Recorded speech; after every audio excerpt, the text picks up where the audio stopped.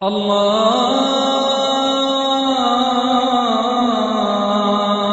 أكبر الله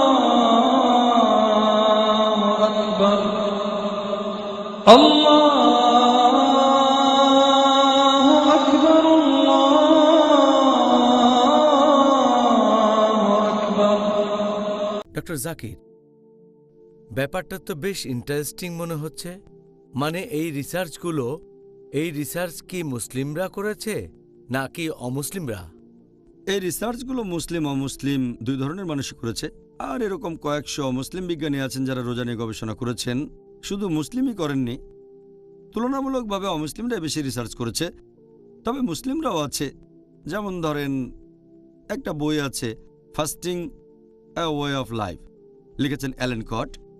তিনি লিখেছেন যে রোজা রাখলে শরীরের বেশ কিছু অঙ্গ প্রত্যঙ্গ বিশ্রাম পায়, আমাদের ডাইজেস্টিভ ট্র্যাক্ট আর এছাড়াও সেন্ট্রাল নার্ভাস সিস্টেম, এভাবে পুরো শরীর। তিনি একজন অমুসলিম।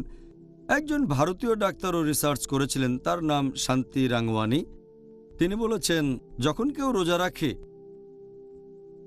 তখন সে খাবার খায় না, ফলে খাওয়ার কারণে যে টক্সিন তৈরি হতো সেই টক্সিন আর তৈরি হয় না, আর শরীরে আগের যে টক্সিন জমা হয়ে ছিল সেটা শরীর থেকে বের হয়ে যায়। তাহলে রোজা রাখলে আপনার শরীর থেকে সব টক্সিনগুলো বের হয়ে যাবে, পুরো শরীরটা তখন বিশুদ্ধ হয়ে যাবে, বলেছেন অমুসলিম।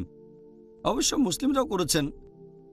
একটা রিসার্চ করেছেন ডক্টর সুলাইমান জর্ডানের আম্মানে ইউনিভার্সিটি হসপিটালে। সেখানে রিসার্চ করেছিলেন বেশ কিছু পুরুষ ও মহিলার উপরে। ৪২ জন পুরুষ আর ২৬ জন মহিলা রিসার্চ করা হয়েছিল রোজা থাকা অবস্থায়। তাদের শরীরে পরিবর্তন নোট করা হয়েছিল, আর সেখানে দেখা গেল ওজন সামান্য একটু কমেছে, গ্লুকোজের পরিমাণ বেড়ে গেছে। তবে শরীরের অন্যান্য উপাদানগুলো testosterone, cortisol, sodium, potassium, urea, এই সবগুলো আগের মতোই আছে, কোনো পরিবর্তন হয়নি। এই উপাদানগুলোর শুধু গ্লুকোজের পরিমাণ বেড়েছে আর ওজন সামান্য কমেছে, আর কিছুই না। অমুসলিমরা রোজা নিয়ে অনেক রিসার্চ করেছে।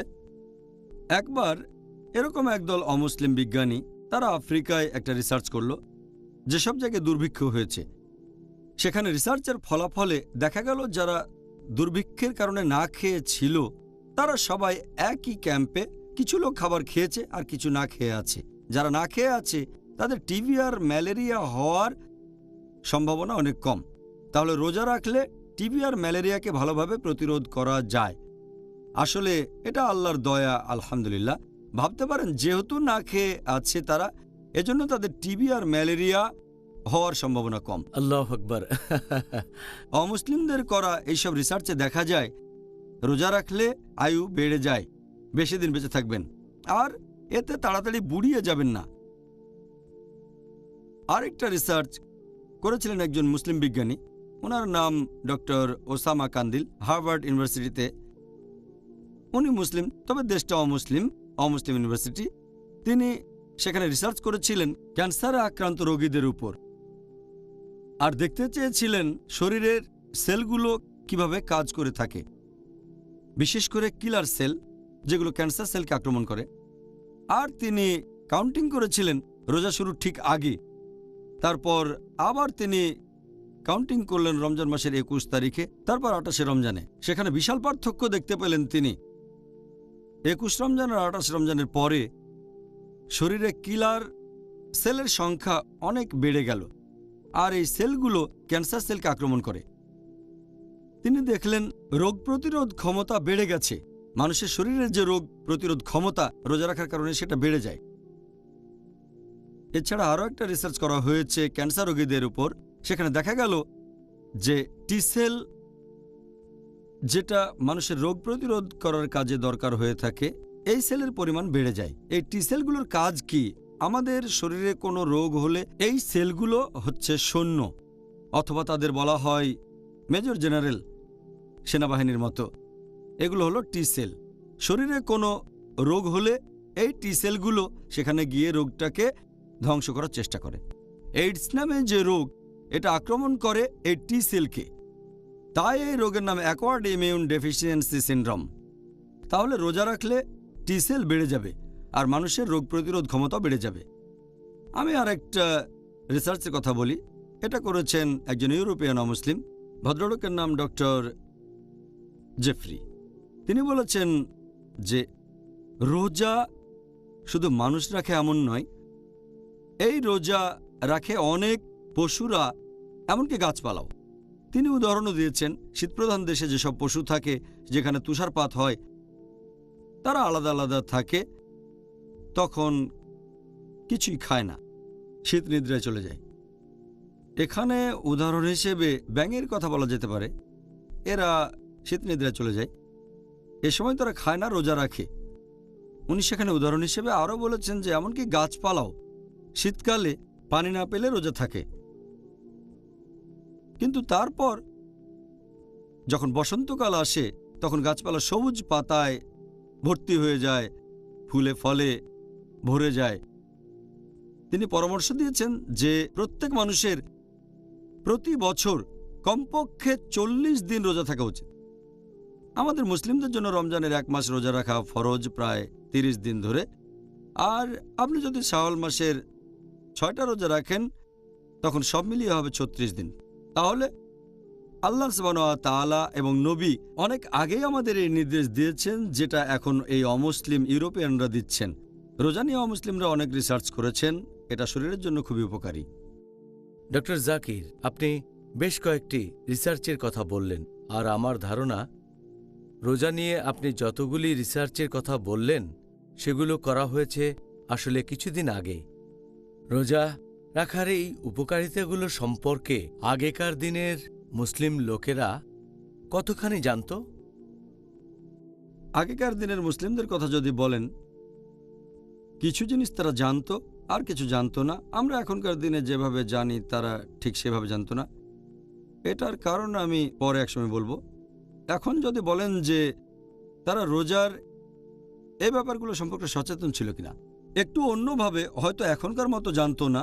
আমি একটা বই পড়েছিলাম, লিখেছেন মৌলানা আবুল হাসান নাদভী, আরকানুল আরবা। সেখানে মৌলানা আবুল হাসান নাদভী সেই বইতে লিখেছেন আরকানুল আরবা। তিনি লিখেছেন খলিফা হারুনুর রশিদের সময়কার এক ঘটনার কথা। সেখানে তখন কথাবার্তা হচ্ছে খলিফা হারুনুর রশিদের খ্রিস্টান ডাক্তারের সাথে একজন মুসলিমের, তার নাম আলী বিন হুসেইন বিন ওয়াকিদ।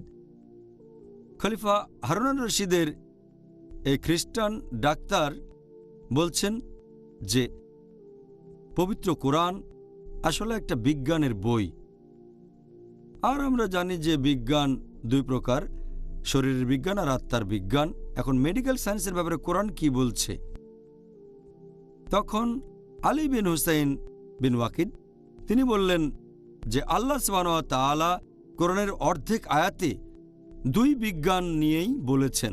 পবিত্র কোরআনে সূরা আরফ অধ্যায় নম্বর 7 আয়াত নম্বর 31, আহার এবং পান করবে, কিন্তু তোমরা অপচয় করবে না, কারণ আল্লাহ সুবহানাহু ওয়া তাআলা অপচয়কারীদের পছন্দ করেন না। তখন সেই খ্রিস্টান ডাক্তার বললেন, কিন্তু তোমাদের নবী মুহাম্মদ মেডিসিন সম্পর্কে কি বলেছেন? আলী বললেন যে নবী বলেছেন যে আমাদের পাকস্থলী হচ্ছে অসুখ হওয়ার প্রধান জায়গা, আর রোগ প্রতিরোধ করাই সবচেয়ে ভালো চিকিৎসা, প্রতিকারের চেয়ে প্রতিরোধ ভালো।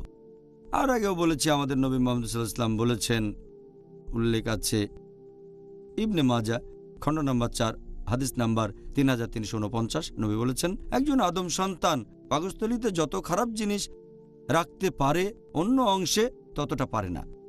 মানুষ সামান্য খাবার খেয়েই কর্মক্ষম থাকতে পারে।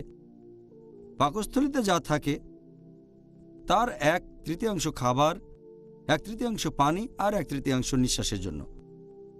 তখন সেই খ্রিস্টান ডাক্তার বললেন, তার মানে যখন তোমরা আল্লাহ এবং তার রাসূলের নির্দেশনা পাচ্ছ, তখন জালিনাসকে তোমাদের প্রয়োজন নেই। জালিনাস তিনি ছিলেন সেই সময়কার বিখ্যাত অমুসলিম ডাক্তার। আল্লাহ এবং রাসূল যা বলেছেন তা টেলিগ্রাফিক মেসেজ। এটা নিয়ে আমরা এখন রিসার্চ করছি, আর আমাদের নবী অনেক আগেই সংক্ষেপে কথাগুলো বলে গেছেন। আর সেই বইটাতে আরকানুল আরবা মাওলানা আবুল হাসান নাদভী, সেই বইটাতে তিনি আরেকজন অমুসলিম বিজ্ঞানীর উদাহরণ দিয়েছেন, আমেরিকান।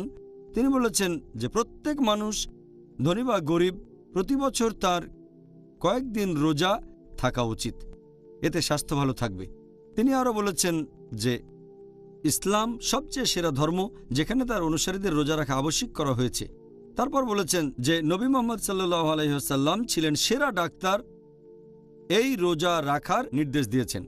তিনি আরও বলেছেন যে রোজা রাখাই সবচেয়ে স্বাস্থ্যকর উপায়। আর তারপরে তারাবি, সেখানে আমরা কিছু এক্সারসাইজ করি এই ডাক্তারের মতে, এতে সহজে হজম হয়। তাহলে আমরা দেখতে পাচ্ছি যে অমুসলিমরা ইসলাম ধর্মের প্রশংসা করেছে রিসার্চের পরে। যদিও অনেক মুসলিমই জানে রোজার উপকারিতাগুলো কি কি, তবে মুসলিমরা আমরা এই উপকারের জন্য রোজা পালন করি না। আমরা রোজা রাখি আল্লাহ সুবহানাহু ওয়া তাআলার খাতিরে, আল্লাহ তাআলার সন্তুষ্টি অর্জনের জন্য। মেডিকেল উপকারিতার জন্য রোজা রাখি না। এই উপকারিতাগুলো হচ্ছে আনুষঙ্গিক, হ্যাঁ, অথবা বলা যায় এটা ডিনারের আগে ডেজার্ট। আমাদের আসল বিরিয়ানি, আমাদের আসল পোলাও, সেটা আল্লাহ তাআলার সন্তুষ্টি অর্জন। এটা সম্পর্কে আমি আগেও বলেছি।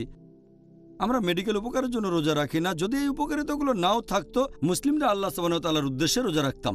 আর যদি আল্লাহ তাআলার জন্য কিছু করি, আল্লাহ সেজন্য আমাদের পুরস্কার দেবেন। তাই আমরা যে কাজই করি সেগুলোর জন্য প্রতিদান পাবো এই পৃথিবীতে এবং আখিরাতেও। কিন্তু আমরা মুসলিমরা এই উপকারিতার জন্য রোজা রাখি না। এগুলো বোনাস বলতে পারেন আমাদের জন্য। এই উপকারিতা না থাকলেও আমরা আল্লাহ তাআলার জন্যই রোজা রাখতাম। হ্যাঁ, সুন্দর বলেছেন। আপনি যখনই মেনে চলবেন আল্লাহ সুবহানাহু ওয়া তাআলাকে এবং নবী মুহাম্মদ সাল্লাল্লাহু আলাইহি সাল্লামকে, নবীর জীবনী দেখে যেগুলো নিজের জীবনে প্রয়োগ করবেন, তাহলে আপনি অনেক উপকার পাবেন। আলহামদুলিল্লাহ। সুবহানাল্লাহ। আলহামদুলিল্লাহ।